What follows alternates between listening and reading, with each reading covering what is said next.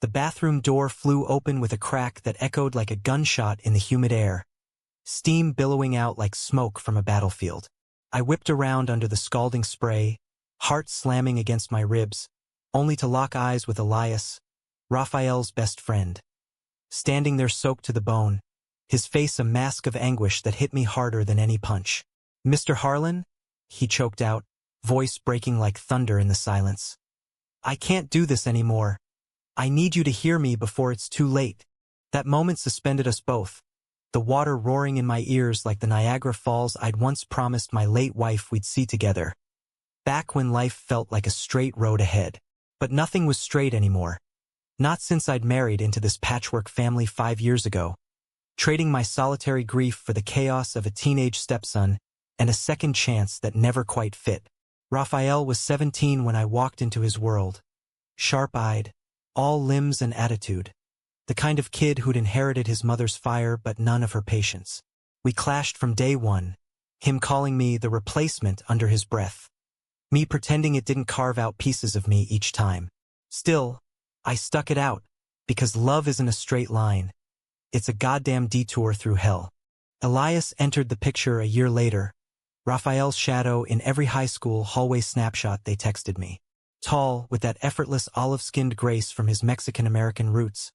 Elias had eyes like polished obsidian, deep, unreadable, pulling you in before you realized you'd fallen. He was the steady one, the friend who talked Raphael down from his reckless edges. The kid who'd show up with takeout on nights when Raphael's mom, my wife, Lena, worked double shifts at the hospital. I'd catch them in the living room, sprawled on the couch with controllers in hand, laughing over some pixelated apocalypse, and I'd feel a pang I couldn't name. Gratitude, maybe, or envy for their easy bond. The one I'd lost with my own son years back, before the divorce swallowed him whole. But that rainy Tuesday in October, with autumn leaves slapping against the windows like accusations, everything shattered. I'd come home early from the construction site, mud caked on my boots, shoulders aching from hauling rebar under a sky that wept without mercy. The house was empty, or so I thought. Raphael was at soccer practice, Lena pulling another night shift. I stripped down in the hallway, tossing my clothes into the hamper like yesterday's regrets, and stepped into the shower, letting the hot water scour away the grime of another day, pretending I had it all figured out. Then the door exploded inward, and there was Elias. Not the composed kid I knew, but a storm incarnate. Rainwater pooling at his sneakers, jacket zipped to his chin but trembling like a leaf in the wind. His eyes, those black pools, were rimmed red, and for a split second I thought he'd come for Raphael, some fight gone nuclear. But no, he was looking at me. Really looking, in a way that stripped me bare beyond the steam and suds. "Mr. Harlan, Jack," he gasped, the formal slipping away like his soaked hoodie as he shrugged it off, letting it slap wetly to the floor. God, I didn't mean to. Raphael said you were out, but I had to come. It's him. It's all falling apart." I killed the water with a twist of the faucet, the sudden silence amplifying his ragged breaths. Grabbing a towel, I wrapped it around my waist, stepping out onto the cold tile, shards of the dropped shampoo bottle crunching underfoot. "Elias? What the hell? Slow down, kid. What's going on? Is Raphael okay?" He shook his head, curls flinging droplets that caught the light like tears. "No. Not okay. None of us are." He leaned against the sink, knuckles white on the porcelain, and that's when I saw it. The bruise blooming purple on his jaw, fresh and ugly, like a storm cloud over his cheekbone. My gut twisted. Raphael had a temper, sure, but violence? That wasn't the boy I was raising. The one I'd grounded for sneaking beers but hugged after every lost game. "Tell me," I said, voice low, the father in me overriding the shock of standing half-naked in front of my stepson's best friend. I reached for my robe on the hook, but he caught my wrist, gentle, but firm enough to send a jolt up my arm, electric and wrong and impossible to ignore. "It's not just the fight," Elias whispered, his thumb brushing my skin before he yanked back like he'd been burned. "It's everything. Raphael. He knows. About me. About how I—" He broke off, eyes dropping to the floor, where the water swirled toward the drain like secrets circling the abyss. My mind raced, piecing it together in fragments. The late-night texts I'd glimpsed on Raphael's phone, the way Elias lingered after practices, offering to help with yard work just to talk, the hugs that lasted a beat too long, the glances that skirted too close to something unspoken. And me? Christ, I'd felt it too. The warmth in my chest when he'd smile my way, calling me Mr. H with that lilt that made my name sound like a melody. But I was 42, a widower turned stepdad, straight as the Mississippi in my own fractured history. Or so I'd thought. Sit, I commanded, steering him to the edge of the tub, grabbing a spare towel to drape over his shoulders. He was shivering now, not just from the cold. I knelt in front of him, close enough to smell the rain on his skin mixed with that faint citrus cologne he wore, the one that always made the house feel less empty. Start from the beginning.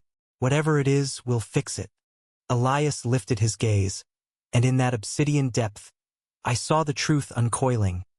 Raw, vulnerable, a confession wrapped in fear. I like you, Jack. Not like a friend or a dad figure. Like, more. And Raphael figured it out. He saw the way I look at you, and it broke him. He thinks it's his fault, like he should have warned me off or something. We fought in the parking lot after school, words first, then fists. He didn't mean to hit me, but, God, Jack, I can't lose him. And I can't pretend anymore. The words hung there, heavier than the humidity clinging to the air. My heart stuttered, a freight train derailing in my chest. Like me? This kid, man. Really, at 20 now, with a summer job at the auto shop and dreams of art school that Raphael teased him about endlessly. The impossibility of it crashed over me, mingled with a treacherous spark I'd buried deep. I'd loved Lena fiercely, mourned her for years after the cancer stole her breath. But before her, in the hazy college days, there'd been experiments. Kisses in dorm rooms, hands that wandered under the influence of cheap beer and curiosity. I'd chalked it up to youth, locked it away when life demanded straight lines. Marriage, kids, mortgage in this sleepy Ohio suburb where neighbors waved from picket fences and no one asked questions. Elias? I breathed, my hand still on his knee from steadying him, and now it burned like a brand. This is complicated. Raphael, he's my son in every way that matters. And you? I know. He cut in, voice cracking like thin ice. I'm the intruder, the freak who crashes your shower and upends your world. But I had to say it, before he tells you first and twists it into something ugly. The front door slammed downstairs, a thunderclap that jolted us both. Footsteps pounded up the stairs. Raphael, home early, his cleats thudding like war drums. Elias's eyes widened in panic, and before I could think, he bolted, snatching his jacket and vanishing into the hallway like a ghost. Raph, I called, voice steadier than I felt, pulling on my robe as I emerged from the bathroom. He was at the top of the stairs, duffel bag slung over his shoulder, face flushed from the run home. But his eyes, Lena's eyes, fierce and stormy, narrowed on me, then flicked to the bathroom door still ajar, steam leaking out like evidence. Dad, he said, the word laced with venom I'd never heard before. We need to talk. About Elias. Raphael dropped his bag with a thud that vibrated through the floorboards, his soccer cleats leaving muddy prints on the beige carpet Lena had picked out during one of our rare good weekends. He stood there, chest heaving, not from the sprint but from whatever war raged inside him. At 18 now, he was all sharp angles and untamed energy. 6'2" of teenage defiance wrapped in a lean athlete's frame, his dark hair matted with sweat and rain. He looked so much like his father, the man I'd never met, the ghost that haunted our early years together. But today, those inherited features twisted into something accusatory, pinning me in place. Dad? He repeated, slower this time, tasting the title like it soured on his tongue. Elias was here, wasn't he?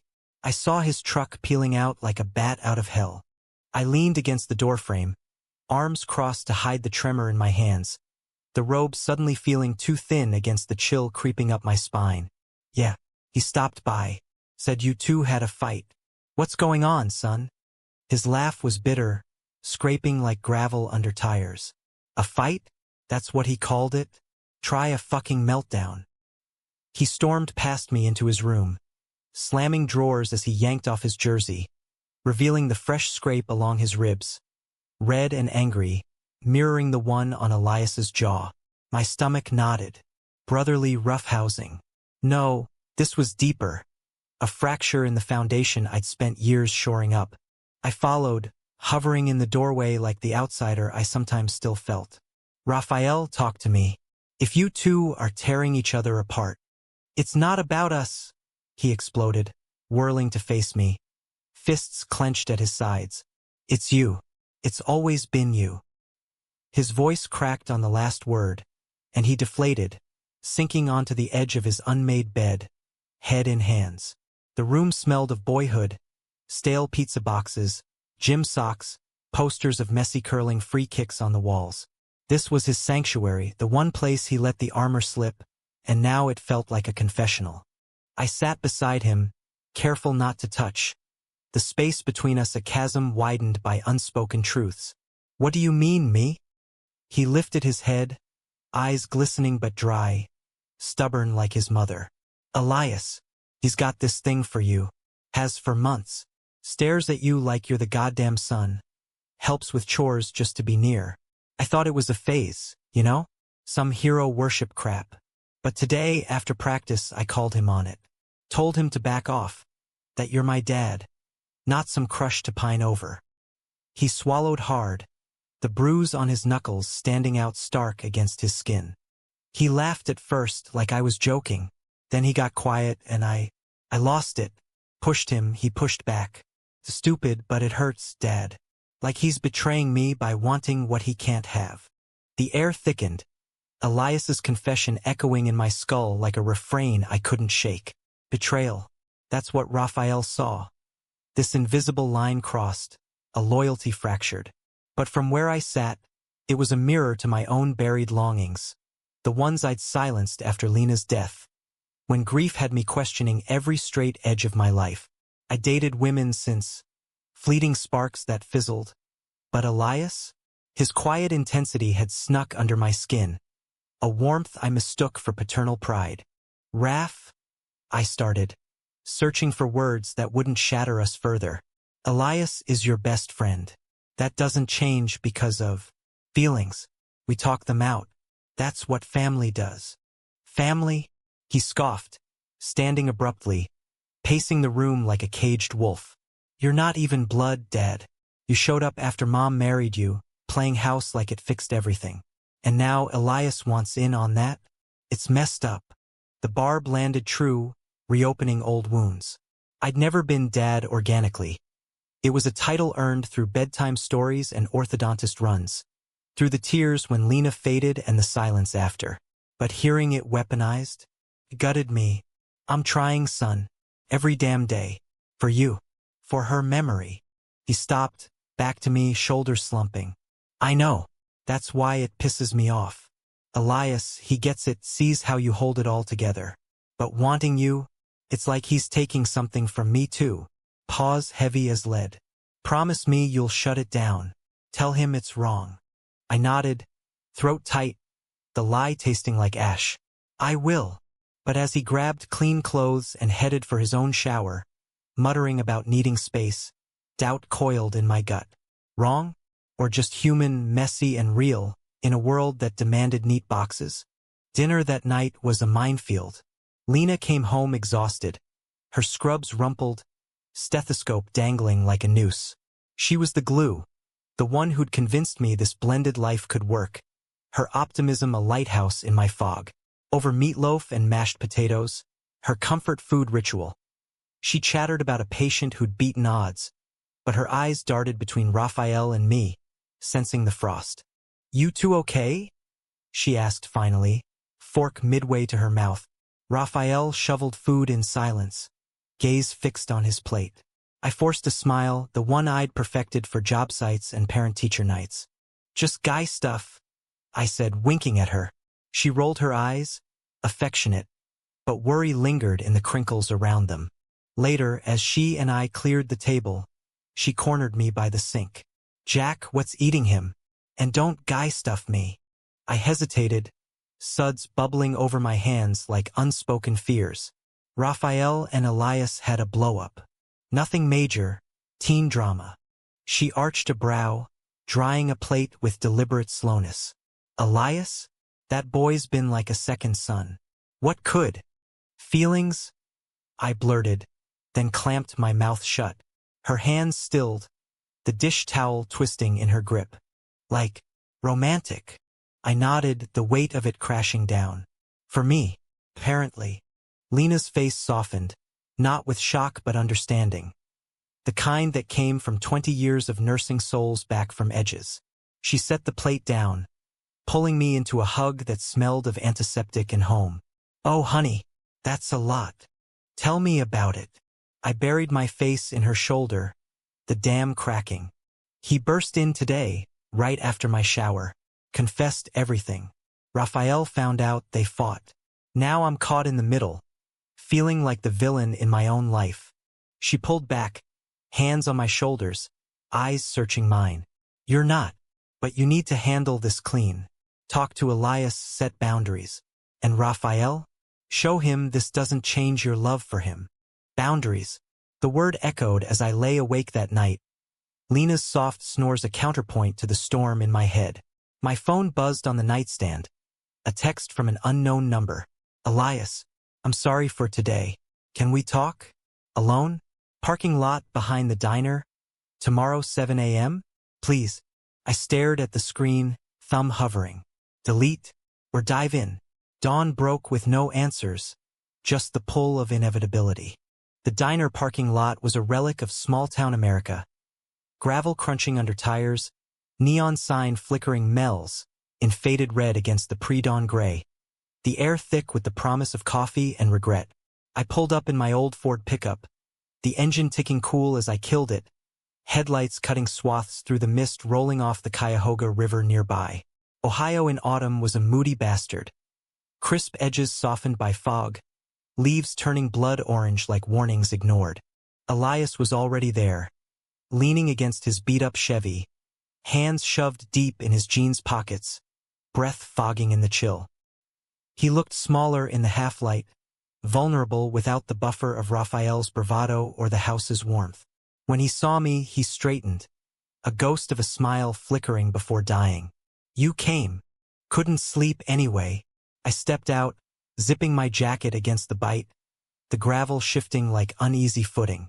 We stood there, two strangers in familiar skins, the silence stretching taut as a high wire. He rubbed his jaw, the bruise darkening to plum, a stark reminder of fraternal fury. "About yesterday, bursting in like that." Panicked. Raphael texted me after the fight, saying he'd tell you everything, make it sound like I was some predator. I couldn't let that be the first you heard. I nodded, leaning against my truck beside him, close enough to feel the heat radiating off him despite the cold. "He did tell me." Upset, yeah. "But he loves you, Elias. Like a brother. That's worth salvaging." His laugh was hollow, echoing off the diner's plate glass windows where a lone waitress wiped counters in pre-dawn ritual. "Brother, right? That's the problem. I'm not. Not to you." He turned to me then, eyes locking on, that obsidian pull stronger in the dimness. "Jack, I know I'm young, and this is fucked up timing, but it's real. The way you listen when I ramble about sketches, or how you fixed my carburetor last summer without making me feel stupid. You're solid. In a world that's all quicksand." My pulse thrummed, a betrayal of its own. Solid? I'd built my life on that myth, reliable Jack Harlan, the guy who showed up, who didn't flinch. But inside, cracks spiderwebbing since Lena's diagnosis, when faith in forever crumbled. And Elias saw through it, his artist's eye catching the fissures. "Kid Elias," I corrected, voice rough. I'm flattered. "Truly. But I'm married.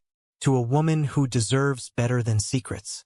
And Raphael, he's my priority." He flinched, but didn't back down, stepping closer, the gravel whispering protest. "I get it. Labels, loyalties, they're chains sometimes. But what if they're not? What if this is just us? Two people seeing each other in the mess. The us hung there, seductive and terrifying, stirring echoes of those college nights I'd buried. A hand on a thigh in a darkened bar. The thrill of possibility before society's script took over. I'd chosen the safe path then. Lena, stability, the American dream wrapped in a split level in Akron.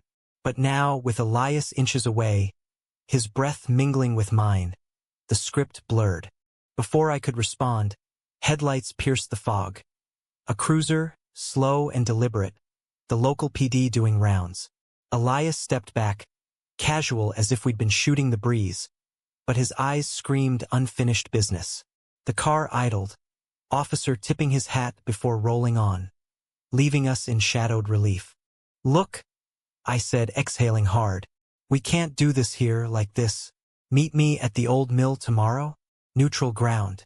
We'll talk boundaries, like Lena said." He nodded, relief warring with longing in his expression. "Okay, but promise you'll hear me out. All of it." As I drove home, the river's gleam mocking me through the windshield, guilt gnawed deeper. Boundaries. What a polite word for walls I'd already half dismantled. The mill was a skeleton on the riverbank, rusting beams and crumbling brick testaments to Cleveland's faded steel glory.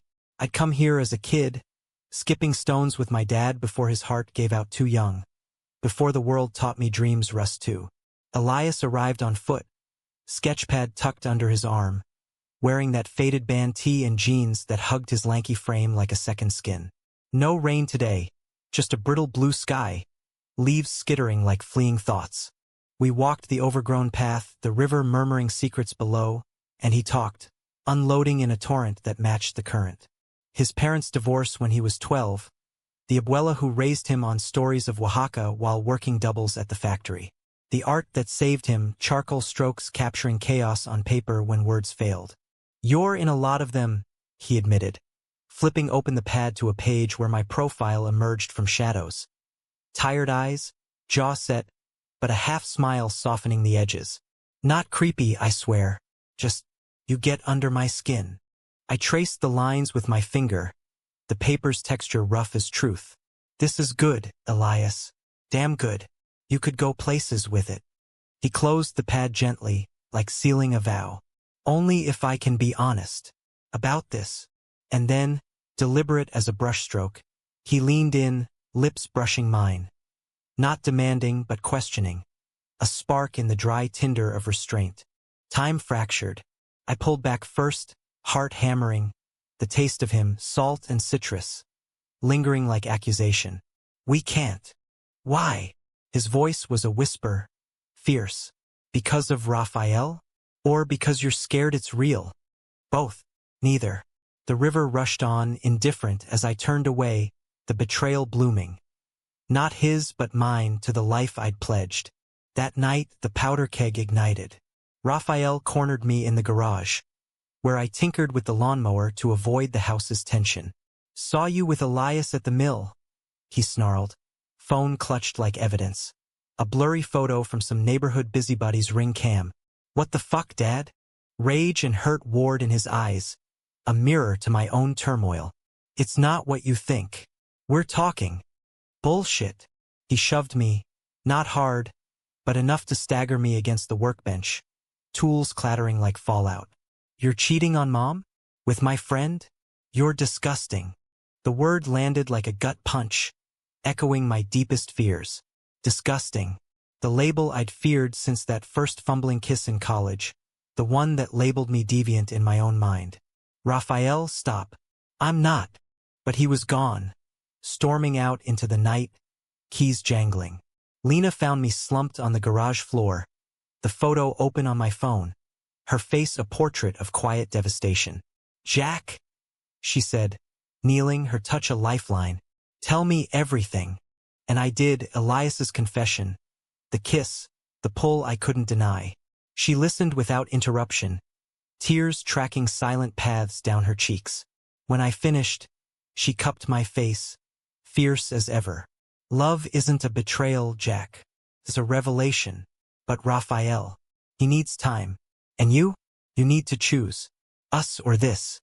The ultimatum hung, not cruel but clarifying.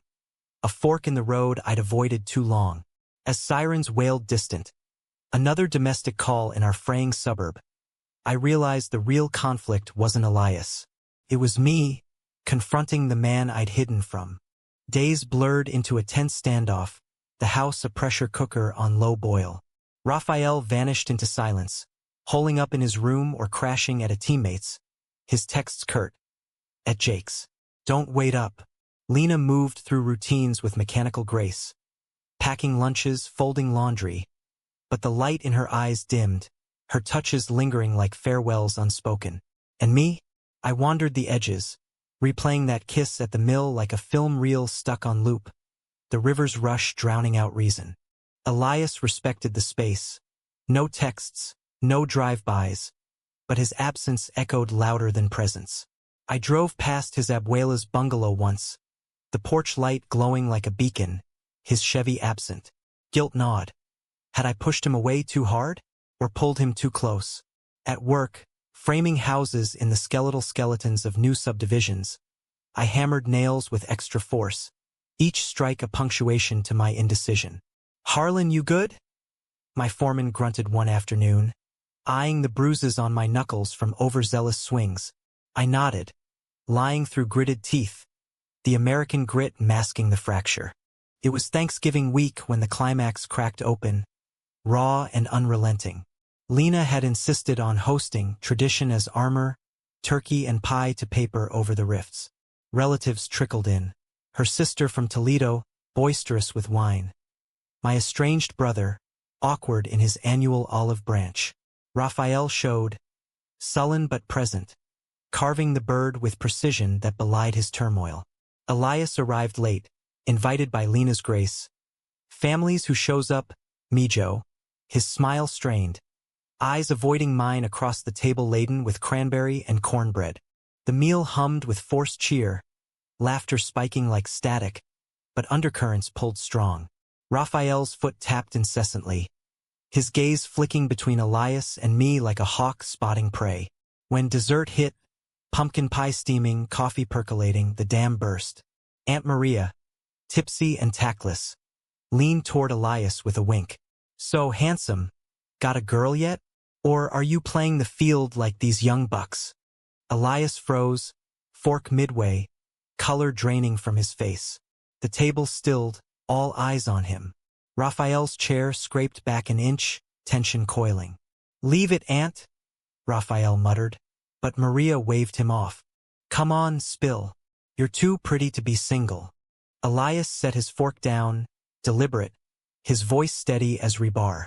Actually, no girl, but someone who matters. His eyes met mine then, brief but electric, a declaration in the crowded room. Chaos erupted. Raphael bolted up, plate clattering. You son of a, enough. He lunged across the table, not at Elias but at the pie dish, sending it flying in an arc of orange filling and shattered porcelain. Shards skittered across the hardwood, gravy boat following suit in the melee. Lena screamed, Raphael, stop! As Aunt scrambled back, my brother hauling Raphael off before fists flew. But the real blow landed verbal, Raphael whirling on me amid the wreckage. This is your fault. You let him think it's okay to want you to ruin everything. His voice broke, not in anger but agony, tears finally spilling. Mom died, and you were there picking up pieces. I needed a dad, not this. The room hushed, relatives averting eyes, Lena frozen in shock. Elias stood, pale but unbowed. Raph, it's not on him. It's me. I crossed the line. No! Raphael roared, turning on his friend, the betrayal cutting deepest. You knew how hard it's been, gluing this family after Mom. And you chase him? For what? A fantasy. I rose then, glass crunching underfoot, the pain secondary to the heartbreak unfolding. Enough, son. This isn't about lines crossed. It's about love. Not the tidy kind, but the real, messy truth. I faced him, the boy who'd become my world, voice cracking. I love your mom. Always will. But Elias, He woke something in me I didn't know was asleep. Doesn't make me less your dad. Doesn't erase what we've built. Raphael's face crumpled, the fight draining out, leaving a hollowed teen in its wake. He sank to the floor amid the debris, sobs racking him. Deep, guttural, the release of years bottled tight. Elias knelt beside him, tentative, and Raphael didn't pull away, just leaned into the shoulder of the friend who'd never truly left. Lena moved first, her nurse's instincts kicking in, wrapping Raphael in a quilt from the couch, murmuring Spanish lullabies from her childhood. The relatives murmured excuses, filing out into the night, leaving the four of us in the ruins. My brother clapped my shoulder on the way. "Call me Jack. For real this time." His gruff solidarity a bridge extended. Cleanup came slow, hands brushing in passing. Lena's forgiving, Elias's hesitant, Raphael's eventual, when he handed me a broom without words. By midnight, the kitchen gleamed again, scars hidden under fresh linoleum shine. But the real mending began in the living room, fire crackling low. We sat in a circle, awkward, unprecedented, mugs of cocoa steaming like peace offerings. Raphael spoke first, voice hoarse. "I hate this, feeling like I'm losing you both." "You're not," Elias said, fierce. "I'm still your idiot best friend. Sketches and all." Rafael half a laugh, watery. "Yeah, but if you hurt him." The threat trailed, empty but earnest. Lena turned to me, her hand finding mine, warm and sure. "Jack, your truth." I swallowed, the weight lifting incrementally. "I choose us, all of us, but with room for more. Elias, if this is real, we take it slow. Dates, talks, no secrets. Raphael, you in my corner? Always." He nodded, tentative, the first crack of dawn in his eyes. "Yeah, Dad, but therapy. All of us. Mom would have wanted that. She would, fierce advocate for healing, even when it hurt." Months unfurled from there, jagged but forward. Sessions in a cozy office downtown, where Dr. Patel unpacked our tangles. Grief for Lena, identity for me, loyalty for Raphael, hope for Elias. Dates were simple.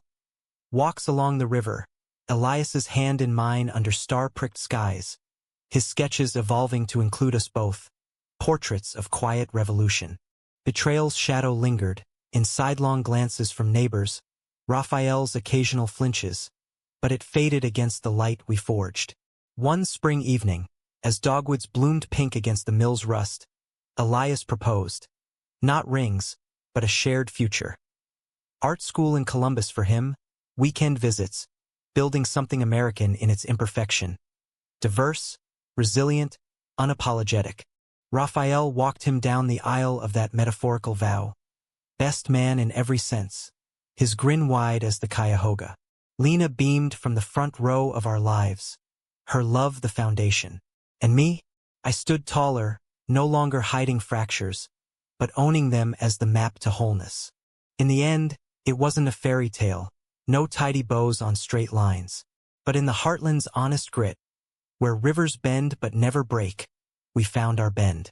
A family reimagined, loves intertwined, proving that the most human stories are the ones we dare to rewrite.